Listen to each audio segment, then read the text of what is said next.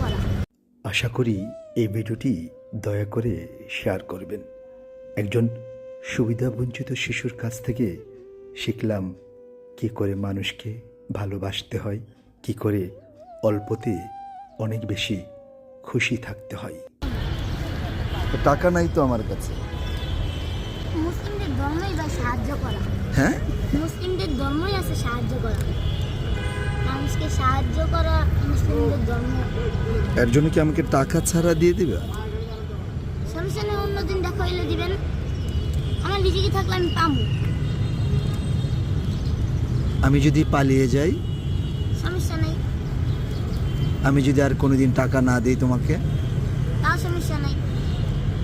একজনকে দিয়ে দিলে তো আমার লস নাই। একজনকে দিব, সে আমার জন্য টাকা না দিক, আমার জন্য দোয়া তো করবো, আমার আরো বেচা হইবে। দয়া করে পুরো ভিডিওটা দেখুন। একজন শিশু কত বড় মাপের মানুষ হয়, পুরো ভিডিওটা দেখলে বুঝবেন। যে যত দেয়, 50, 60 টাকা, 100 টাকা, যে যত দিব তাই নিব। তা আমি কি 12 পিস নিয়ে যাব, কিন্তু আমার তো টাকা নেই। আচ্ছা নিয়ে যান, অন্যদিন দেখা হইলে ইনশাল্লাহ দিয়ে দিন। কিন্তু তোমার কষ্ট হবে না? না, আমি সকালে তো অনেকগুলো বেচছি। তোমার নাম কি?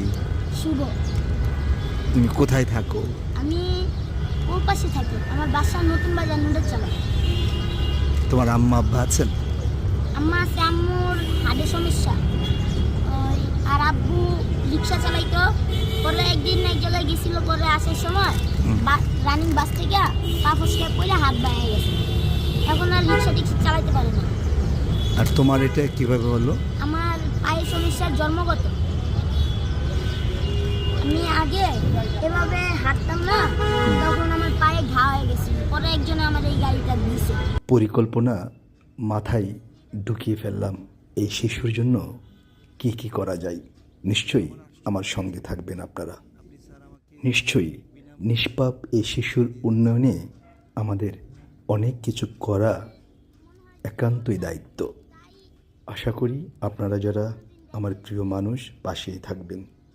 যে যত দেয় খুশি, যার খুশি ওই টাকা নেই। নিয়ে যান। পরে আপনি এক সময় দেখা হয়ে দিবেন। আমি তো 50, 60 টাকা, 100 টাকা বেচি, যে যত দেয় আর কি। আমি তার কাছে বলবো না যে আমাকে। বড় মাপের এই শিশুটি বারবার বলছিলেন 50-60 টাকার জায়গায় তিনি 500 টাকা নেবেন না। আমি বিনীতভাবে অনুরোধ করে তাকে 500 টাকা দিলাম। কি যে অসম্ভব একটা সুন্দর ছেলে! আপনারা যদি তাকে কোনোদিন দেখেন তাহলে বুঝতে পারবেন। রাজধানীর গুলশান 1 এবং 2 নম্বর সড়ক ঘিরে এই ফুটফুটে শিশুটি অবস্থান করেন। অসুস্থ বাবা আর মাকে নিয়ে এক মুঠো ভাত খাওয়ার জন্য রোদ বৃষ্টিতে জ্বরে এই শিশুটি অন্যের কাছে কলম বিক্রি করে। ওই সড়ক ঘিরে আপনারা যারা চলাচল করেন, আপনাদের কাছে অনুরোধ, এই ভিডিওটি শেয়ার করবেন। অনুরূপভাবে তার কাছ থেকে প্রয়োজনে অপ্রয়োজনে হলেও 2-4টা কলম কিনবেন।